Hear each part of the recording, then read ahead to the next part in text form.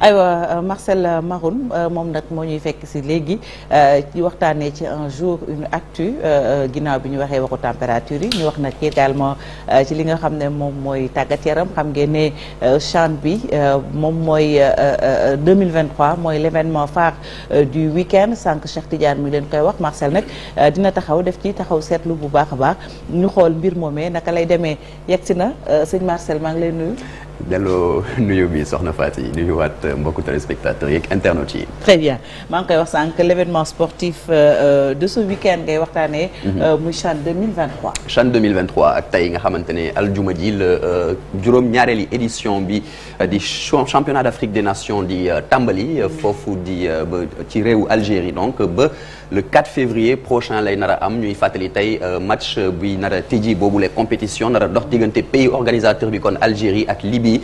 bu 7 heures ci ngoon jotee lay nar a am ca stade Nelson Mandela bu Baraki nekk ca banlieue sud-est bu villu Alger mu nar a nekk kon pour le compte de la première journée du groupe A ñuy fàttali que gannaaw stade bu Baraki bi kon yeneen ñetti stade ñoom ñooy nar a accueillir yooyu les rencontres lu mel ni stade du 19 mai 1956 nekk ca Annaba.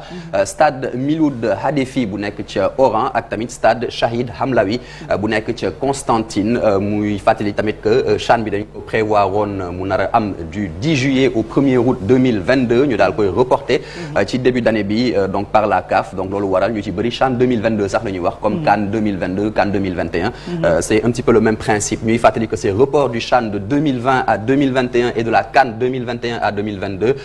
donc en raison de la pandémie de Covid-19 bi fi amoon loolu kon moo am impact ci changement programme wu CHAN 2023 soxna Faty. ñu ñëw ci l'historique de cette compétition. historique compétition bi di CHAN ñuy fàttali que mu di benn compétition internationale bu football buy am ci continent africain ci ñu koy organisé par la confédération africaine de football ñaari at bu ne en alternance kon avec la coupe d'Afrique des nations particularité mooy que joueurs yi nga xamante ne ñoom dañuy évoluer ci benn club ci seeni réew ñoom ñooy participer ci bile compétition kon ay joueurs locaux. idée CHAN bi nag moom mu ngi daal di juddu en septembre 2007 ca Johannesburg réewu Afrique du Sud gannaaw ba ñu amee première réunion comité exécutif bu confédération africaine de football ñu daal koy confirmer kon en janvier 2008 objectif u CAF bi kon mooy mu créer benn vitrine ngir footballeur yiy évoluer ci championnat africain yi ba pare joxaale joueurs locaux yi benn chance ngir rek ñu exprimer wu au niveau international ñuy fàttali que ci 6 premières éditions yi ñeenti sélection ñoom ñoo jot a gagné bile tournoi kon la RD Congo vainqueur 2 fois pour la première édition en 2009 ak tamit 2016 Tunisie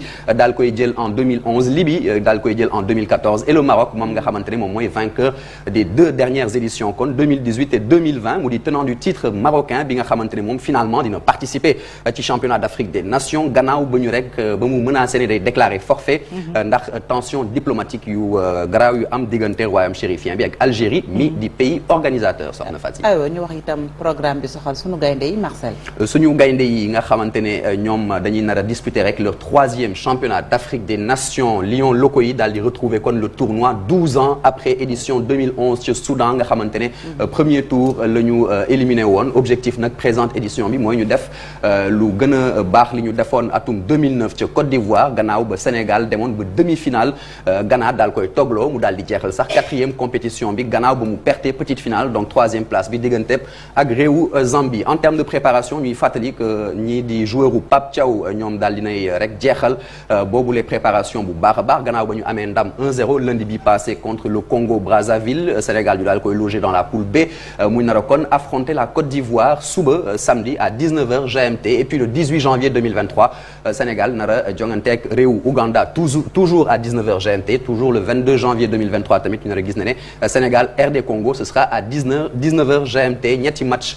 coéquipier bi nga xamante ne moom mooy gardien Alioune Badara Fati on le rappelle moom mi nga xam ne il est champion d'Afrique nar a bokk ci groupe bi moom dañ koy nar a jouer au stade du 19 mai 1956 kon à Annaba la ville située dans l'est de l'Algérie soxna Fati. ñu yéexale ak répartition des poules. répartition des poules pour la première fois kon nag de l'histoire du CHAN ñuy fàttali que 18 sélections ñoom ñooy nar a bokk ci bile jongante au lieu de 16 habituellement donc ñuy fàttali que les pays participants ñoom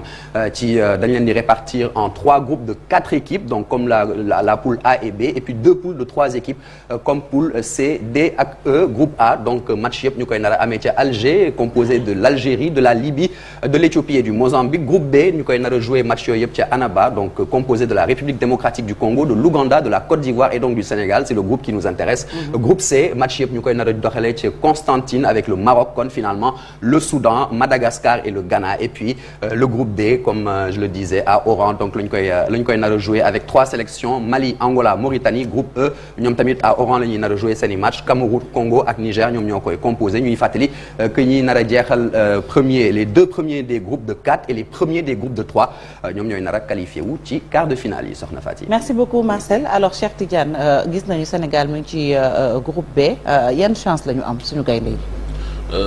Chance bon je pense que ñoom ak ñeneen ñi soriwanto ñoo parce que poule bu xaw a équilibré la. mais par contre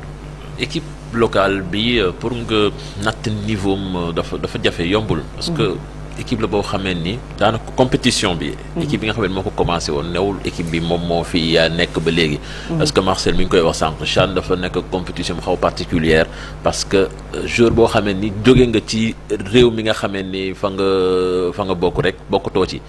te Sénégal gis nañ ni équipe la boo xamee ni dafa bari mouvement. joueurs yu bay ñi nga xam ne ñoo tàmbale woon compétition bi nekkatuñ fi dañoo jógee fii ñiy dem signé ji ci yeneen dëkk yi te loolu soo ko defee rek tu n'es plus éligible pour nga bokk ci sélection bi loolu tax ba pour nga natt déjà niveau équipe bi day jafe par exemple ki newoon seen buteur nekk ñaar sax laay wax ñaar ñi nekkoon meilleur buteur championnat bi daaw nekkatuñ fii buli Junior Sambou nga xamee ni déjà match bi nga xamee ni moom moo leen qualifié sax ci Bamako aller bi ci diggante match aller bi ak match retour bi la jóge ci groupe bi